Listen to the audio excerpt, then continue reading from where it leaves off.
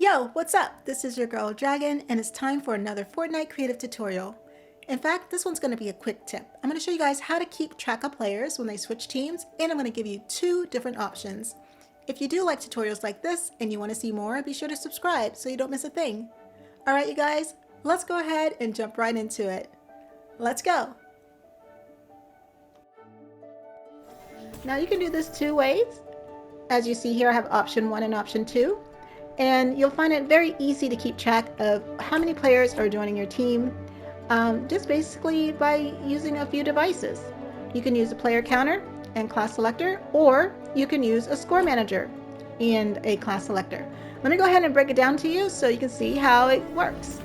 When players spawn in, they're going to be on a global team. When a player selects a team, they're going to be teleported to the game area automatically.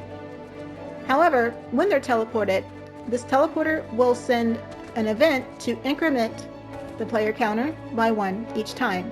So if 2 players join this team and are teleported here, then this will show 2 players are on the team. However, you can use option 2, which I highly prefer because it's a lot cleaner look. It works exactly the same way. When a player chooses a team, they are teleported, and the score manager increments by 1,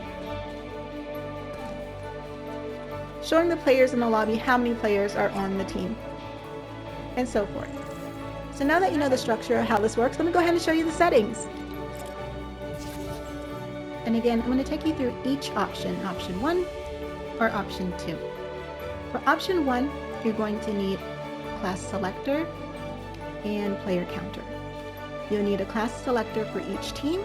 So you see I have one here for team 1 and one for team 2. In addition to that, you're going to need a teleporter to teleport your teams once they switch their teams. Now let's break down the settings for option 1. For team 1, the class selector settings are class to switch to is 1 and team to switch to is 1. And so forth.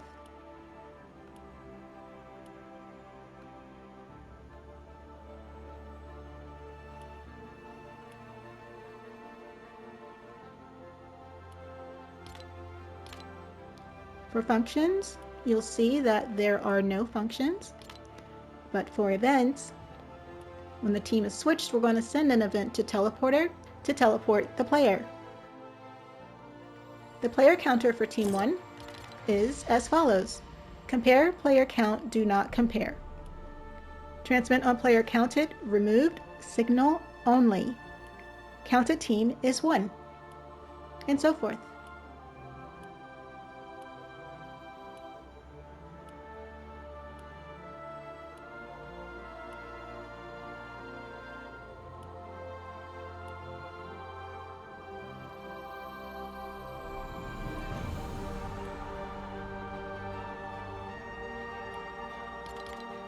For functions, we will increment target player count when receiving from the teleporter on teleported. And there are no events. So what that means is every time a player is teleported here or to the area where they're going to start their game, this is going to increment by 1. Now let's check out the same for team 2. So for the class selector for team 2, it is quite the same, except you want to make sure the class is switched to 2 and the team is switched to 2.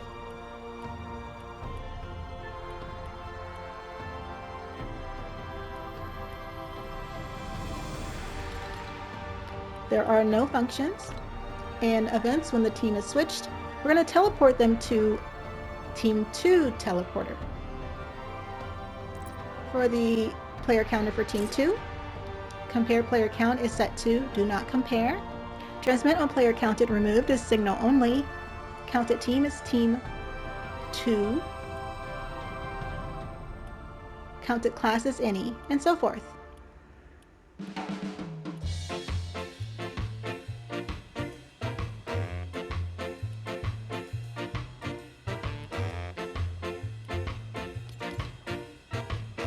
We're going to increment the target player count when receiving from teleporter team 2 when teleported. and there are no events. Alright, let's check out the teleporters. So for teleporter team 1, the settings are as follows. There's no teleporter groups or target group. The selected team is 1 for team 1's teleporter, and so forth.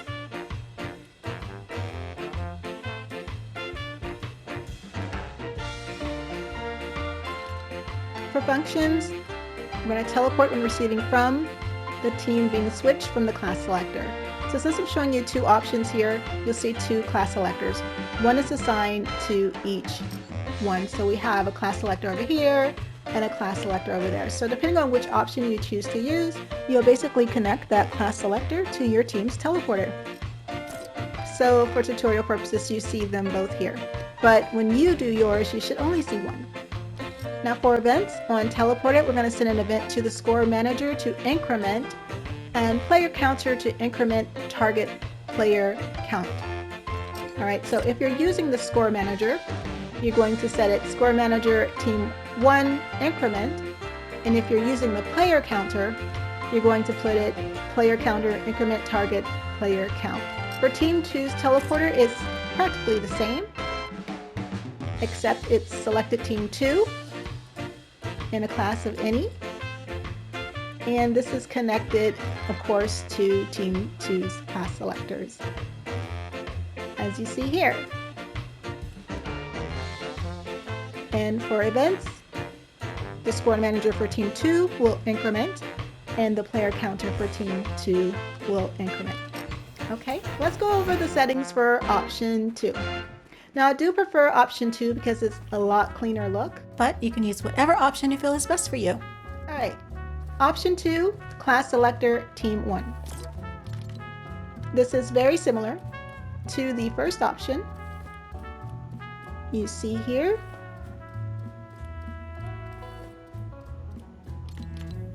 there are no functions, and on events, when the team is switched, we're going to send them to teleporter team 1 to teleport.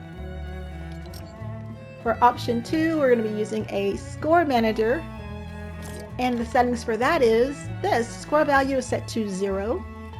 The activating team is 1. It can trigger infinite times. We're going to increment score on rewarding. Score changed when activated is 1, and so forth.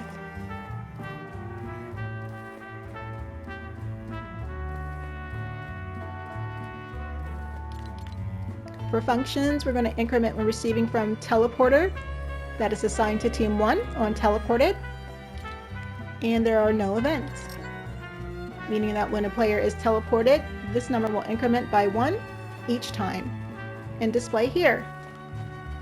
For team 2, option 2, let's check out the settings. Class to switch to is 2, team to switch to is 2.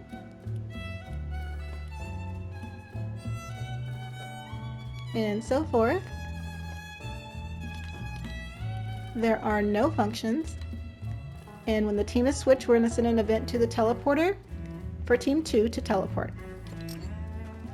For the score manager for team 2, again, score value is 0, the activating team is 2, and score change when activated 1, and so forth. For functions, we're going to increment when receiving from teleporter team 2 when they are teleported, and there are no events. So when players are in your lobby here, and as players are picking their teams, they'll be able to see how many players are assigned to each team. In addition to that, it's very important that the players spawn in on global team, so you can do that by assigning it to the spawn pads. As you can see here, when players are spawned, I send an event to the class selector global to change player to team and class. And I have that for all of my spawn paths. Alright, now that you know all the settings, let's go ahead and run the playtest. Alright, so when players start off, they're in a global team. And when I select a team, and I selected team 1, you can see that it increments by 1, showing that there's 1 player on team 1. And then when a player joins team 2, you can see it increments by 1, meaning there's 1 player on team 2. And that is for option 1.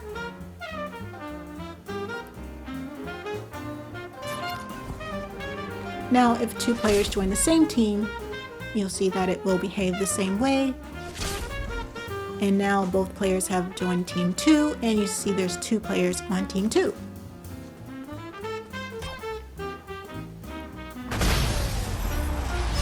Now let's do the same for option 2, and you can see how it works exactly the same. Now I'm going to go ahead and join, let's see here, I'll join team 1. And you can see it increments by 1, so there's 1 player on team 1. And then the same for team 2, there's 1 player on team 2.